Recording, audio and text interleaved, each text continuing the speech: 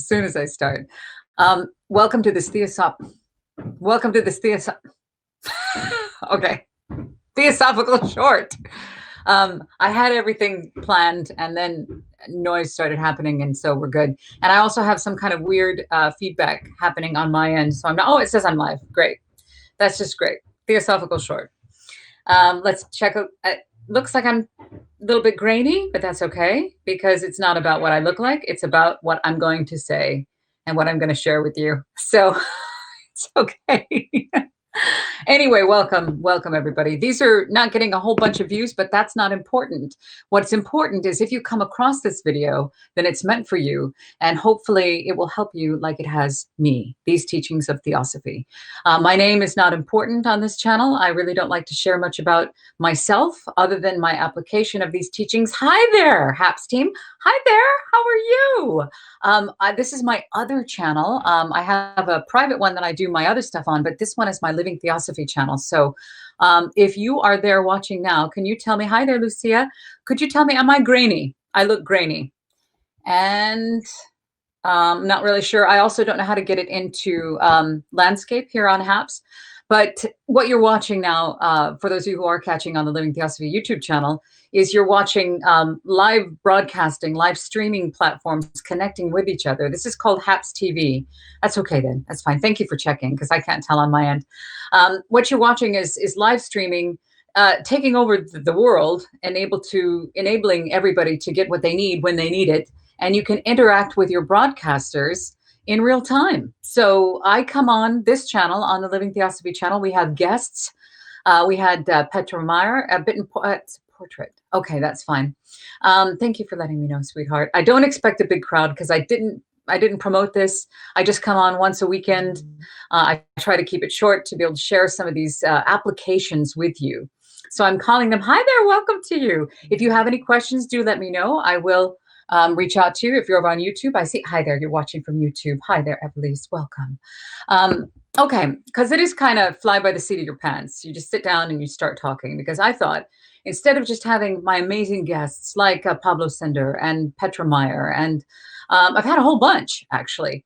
It's been a while. I've missed you. Oh, I know. Well, I will have more guests coming up. We have Petra is coming up again. Peter Brierley will be on with us. Eddie Villamoria will be up. I've been busy with other volunteer positions with the Virtual Center of Theosophical Studies, which is aimed at the youth. We just had a fantastic talk by Moon Laramie that will be up on the Virtual Center for Theosophical Studies website, a YouTube channel. As soon as I'm done with this, I'm going to go edit that video and get that up. I also work for the Theosophical Society headquarters out of England. I do their broadcasts on Sunday night. There's lots of stuff going on. So I know, it's good to see you. Hi there. Hi. What I was going to talk about tonight, before all of this buffoonery, when I was literally ready to go and all of a sudden, you know, stuff happens. So there was a massive noise that came from I don't know if you heard it, from the hallway. And that's what real life is like. You plan something and you think it's going to go that way, and then it happens completely different. And it's about how you react to it that matters. And I was going to talk tonight about the voice that's inside of all of us that we all have. And if you say you don't have it, I don't believe you're telling the truth. And it's something that I think if you can identify it and recognize, I'm glad you're here too. This is what I do. It's not the other channel is really just in, thank you, Lucia. The other channel, which is in my name, which is just kind of I started it as a Theosophical channel. It became kind of a peek into our lives. So I need to separate those because the teachings of Theosophy, which are simply the ancient mysteries, if you will, of life, which are really the textbook for humanity, and they're known by many names through the millennia. You can see them in the teachings of the Kabbalah. You can see them in ancient Egypt, in the hieroglyphs. You can see them in the Alexandrian philosophers, in Pythagoras, Paracelsus, the mathematician. You can see it in alchemy. You will see it all through even the Native Americans' grandfather spirit. You can see these teachings coming through. Look for the commonalities in all of the world's religions, and you will find it there. And this is what we're talking about. This is science. This is fact, not faith. This is everything from the tiniest atom all the way to the ever-expanding universe. This is the science of life. This is the philosophy of life. And this is about why we are, where we are, who we are, what we are. That's Theosophy. The name Theosophy is, and I do get really excited, and I apologize if I speak too fast. I need to calm down because I do get really passionate about these. I share with you on this channel some of the guests that come on, and we present brilliant presentations. But when do we talk about applying them in everyday life? And that's what these little shorts are with me on the weekend. I wanted to talk about the voice inside of you. Now listen, you recognize it because it talks crap about you. It talks crap about everybody else. It tells you that you're not worth anything, that you can't do it, that you should be afraid, that you should be cruel. It's very judgmental. It's usually the first voice up, but it will also tell you you're better than everybody else. That voice is the voice of your lower self. Now, I don't want to say that you're hearing a voice. You're not hearing voices. It's kind of a, that's what I like about, thank you. Well, I am very enthusiastic about this. And I was thinking of doing a different subject tonight, but I was downstairs making a kettle. Yeah, it does. It really does. I was making a kettle of tea or something, and I was sitting there and that voice came up. And it's really interesting because I thought that is the animal nature that is taught about, well, I don't want to say animal because animal really is, animals are far more compassionate, far more understanding. We're more bestial than animals. So I don't want to say it's the animal voice, but the voice inside you, I want you to listen for this because it will tell you how important you are, how great you are. It's competitive and it's judgmental. And it will also then give you nothing but self-doubt, tell you you can't do it, tell you you're a piece of crap, everybody hates you, blah, blah, blah. Do you recognize this voice? Do you understand what I'm talking about? That is the voice of the lower self. If you can silence this voice, even like when they talk about meditation, they say, what's the point of meditation? Or he goes, I don't have time for that. I don't have time to meditate. I'm going to tell you something really super easy. Back in the day, I shared this a few nights ago. Yes, we do need to have the same empathy with ourselves that we have with others. It's true. If anybody rode our ass as hard as we ride it, we wouldn't be friends with them. Okay. But you can hear this voice and you don't have to act on it. You can actually observe it. Mine made me laugh. I was thinking, seriously? I used to think that was really me. I thought that was the real me. It is a part of you. It is your earthly lower self, but it is not the whole or the real you. You can acknowledge it, but you don't have to act on it. Now, what I was talking about with meditation, I remember it was always made so much more convoluted than it needed to be. You had to try, and if it didn't work, then you're not there. But what I wanted to talk about, one of the easiest ways that was ever suggested to me was if you can get to the space between those thoughts, there is another voice behind you, behind that voice, not behind you.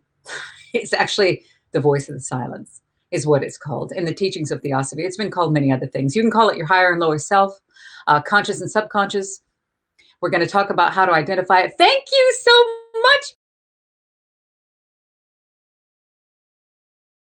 Thank you. You are sweet. And I want to say thank you to Pablo. Thank you to you, Lucia. And thank you to Peter. And thank you to all of you for making this a really quick, hold that meditation thought. Pun intended. Lucia and everybody at HAPS, thank you for making this platform available. So all broadcasters, everybody's got something to bring to the table. What are you passionate about? I love to share the teachings of compassion because I would like to help other people find these answers and maybe they can apply them and then that would help them. And if I would have known about them earlier, perhaps I could have saved myself a lot of heartache. So that's what I do on this channel. And I say it's a channel, the Living Theosophy channel on YouTube. Oh my God, there's YouTube comments I've missed. Hi there, Dharma. Can I ask you about something? Hang on, I haven't pre-read this. Something unrelated to the topic of discussion. Okay, hold the meditation thought one more moment. Do you know what the purple goddess many people see in a DMT trip? No, I don't know. I have never done DMT, which is the spirit molecule. There's a word for DMT. It's like, dimethyl something or other. But anyway, it's something that people do take to try to approach the veil. You can get there with, some people say, ayahuasca, very similar. Do I have any personal out-of-body experiences? Oh my God, that's one of my very favorite things to talk about. The out-of-body, the near-death experience. We are far more than the five senses. I am obviously talking so fast because I'm so excited. Good morning. Hi there, Samuel. I don't know about the woman in purple. I don't know about that, but I do know that if you do take these substances, you can come further out of your physical self, but that is an earthly way of vacating your body. And I do know that the symbol purple is, as far as you look at the chakras, that is a very spiritual color, the violet and the purple, the highest chakra, the violet and the purple. But no, I don't. I've never had any experience with DMT. I'm very interested in that because it is very similar to a near-death experience, that you are taken to another state of consciousness through ingesting chemicals. And I don't know, I don't want to poo-poo it either because I don't know that much about it. I do know that ayahuasca has led other people to have amazing insight, and they look at the world differently. But out-of-body experiences and near-death experiences, this is a big digression, will come back. A lot of people who have had them, they come back with the exact same information that are in the teachings of Theosophy. Okay, so I don't want to say that it's exclusively called Theosophy. It's been called many names. Think of it as talks about the ancient mysteries, the sacred wisdom, ageless wisdom, whatever, okay? They will come back talking of the unconditional love, of the feeling of connectedness, of understanding that there's more to life than this one life, that we are far more than the five senses, that we are love, and that the love was indescribable. So these ayahuasca, DMT, things like that, sometimes there's other hallucinogenics that people say they can reach that. I've never done those. I mean, I did do shrooms a long time ago, but it wasn't too much of a spiritual experience. But I will say that I have found the near-death experiences and the out-of-body experiences, when they come back with this wisdom, it's the exact same stuff that's in the Theosophical teachings.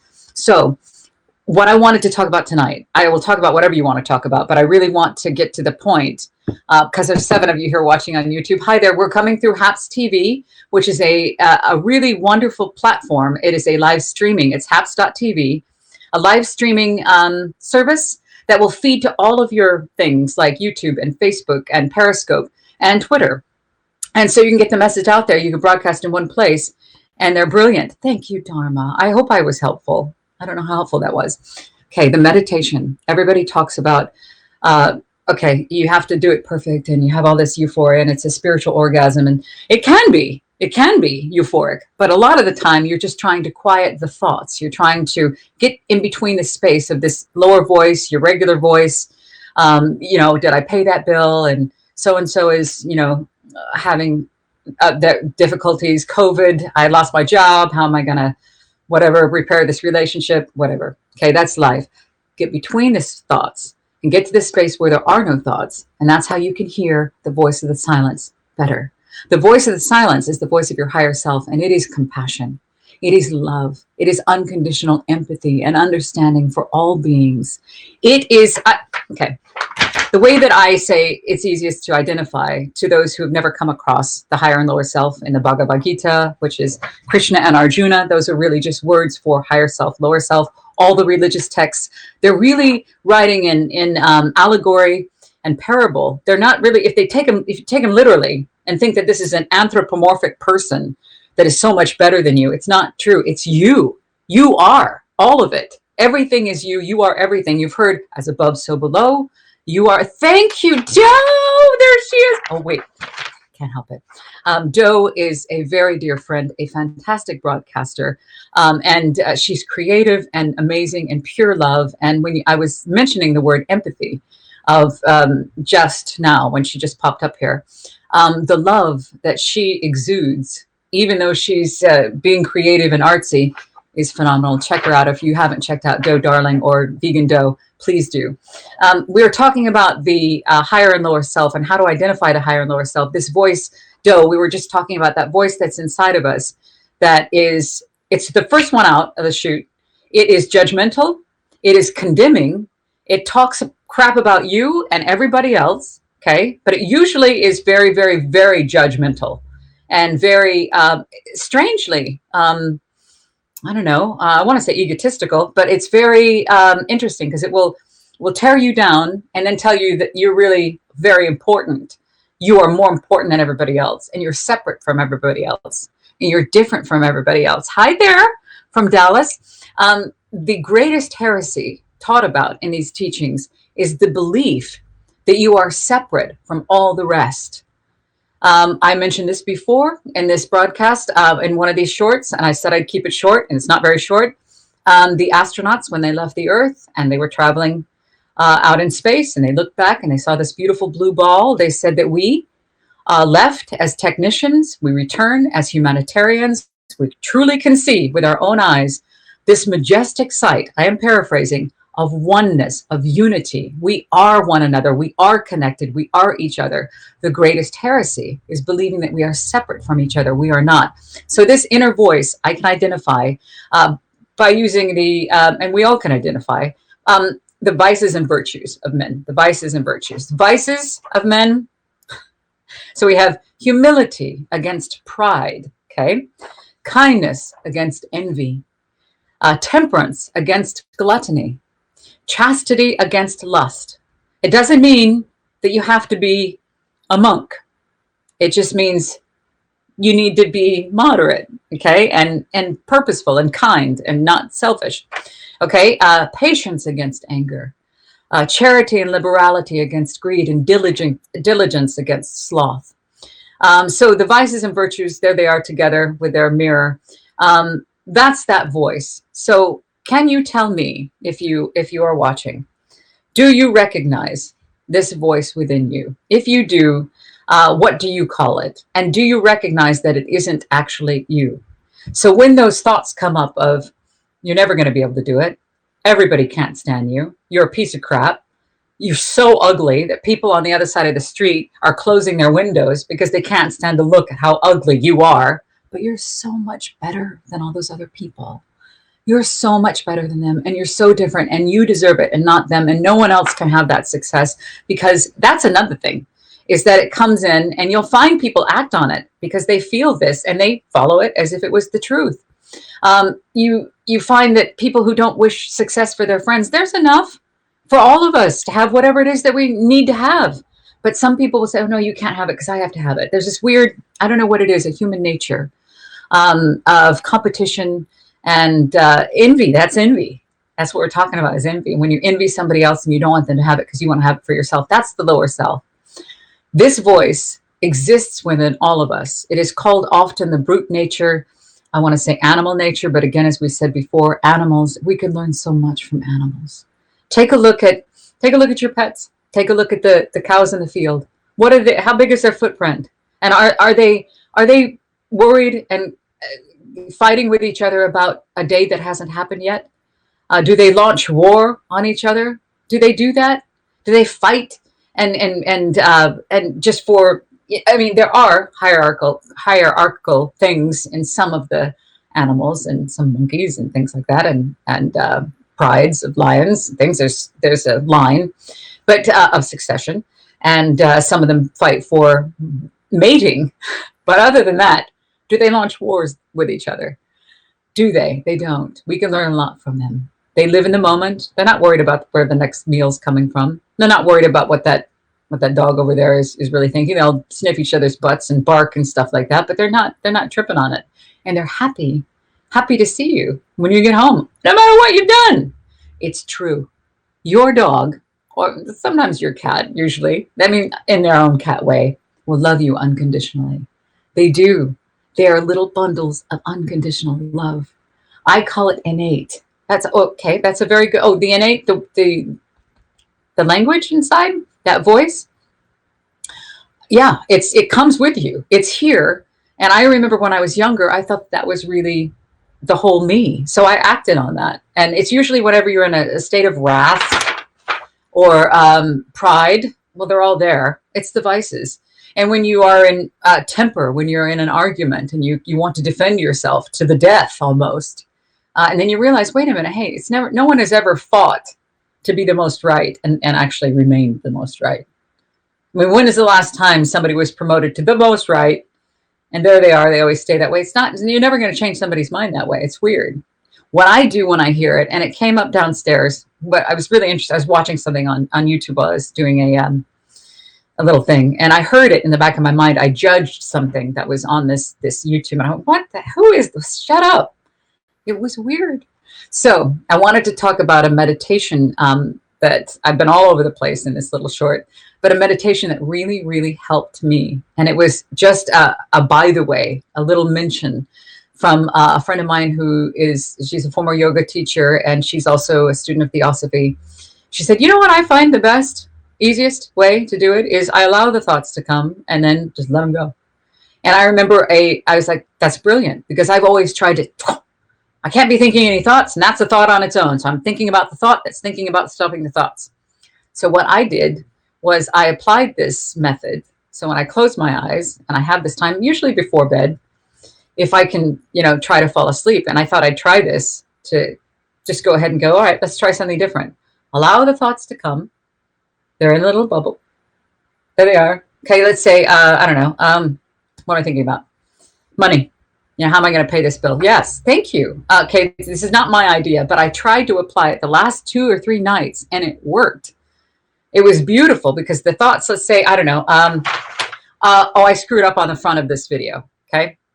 So yeah, feel what you feel, then move on. Yes. So let's say, okay, this video could have been so much better. I'll laying there thinking about it. Well, okay, thank you for sharing. I'm going to put you in a little bubble. Imagine you're at the bottom of the most beautiful sea, and you just let that thought go. Thank you for sharing. And then now I'm back. And then it's gone. It actually worked. So, oh my God, I'm not going to be able to pay that bill because blah, blah, blah, blah, blah. My overdraft. Okay, thank you for sharing. You go in the little bubble, and the overdraft thought goes up to the top, and I remain. And then I'm there between the thoughts for just a moment. And when you're there between the thoughts, and that voice doesn't have the stage, you actually can find time to get to that quiet space, and you can hear the voice of the silence, which is your higher self. And that's what I was going to talk about tonight. Even though I had some drama at the beginning. It was funny. But I thought I'd come on and do these once a week just to talk about the application of the teachings of Theosophy on the Living Theosophy channel, on the YouTube channel here. I do have guests come on, and they present their experience, their knowledge. Petra is amazing. The Zoroastrianism one is fantastic. These get little teeny tiny hits. Yoga has kept me healthy for 20 years, but I got to dedicate, yes, yeah. Okay, meditation. That's the thing, really quick. When you feel you have to hurry up and meditate, and I'm guilty of this too. Hurry up and meditate. Damn it. Don't worry about it. Just do it when some people say you can't, but I can. When I'm out there in nature and I'm walking along the beach, or whatever it is that I'm able to do along a country path, and I turn off for a little bit when I'm not broadcasting live, and I just appreciate the nature, and I pay attention to the beauty of the leaf. I look at the leaf or the clouds, I smell the air, and I just be in that space. So I don't have to sit there and have this meditation time where I have to do it right. It has to be perfect. If you are going to sleep tonight and you want to try this, just try it. You're at the bottom of the most beautiful ocean. Make it whatever you want to make it. And you're not having to worry about the water. Okay. So you're going to be down there, and and the water is perfect and warm and clear, whatever. And then when a thought comes, like, what was she saying on YouTube? Oh, that was weird, or blah, blah, blah, blah, blah, whatever the thought is, doesn't matter what it is, put it in a bubble and then watch it float up. And while you're watching it float up, that takes your mind on watching the thought go away, and you're not thinking any thoughts at that time. It's pretty cool. And I fell asleep, which is fantastic. I've not done that before. I've always sat there and I've taken the thoughts come, and just let them go. Because I've taken transcendental meditation, paid all this money to do that. This is one of the easiest ones that I've tried. And it's just a by the way that a friend suggested. So anyway, that voice that you have is a very human thing. I have it too. It's the one that talks crap about you, talks crap about everybody else. It says how much more important and more special and more exclusive you are than everybody else, even though you are crap.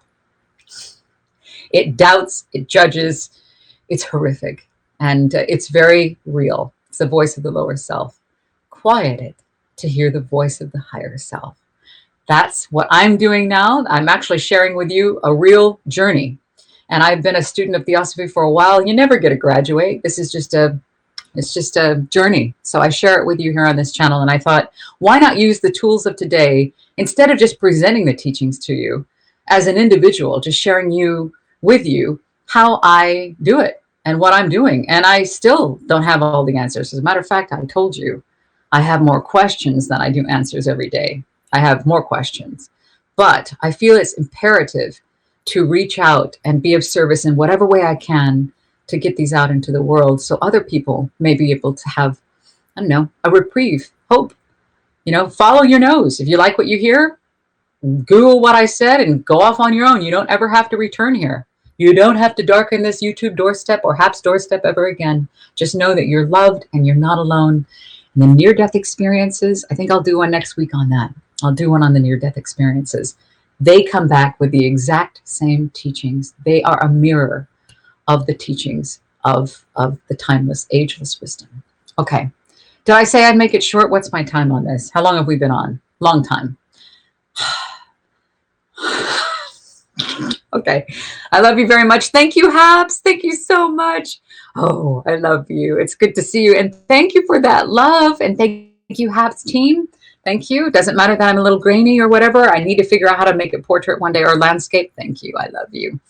And I'll see you again later. I love you. Try that meditation tonight. Let me know how it works.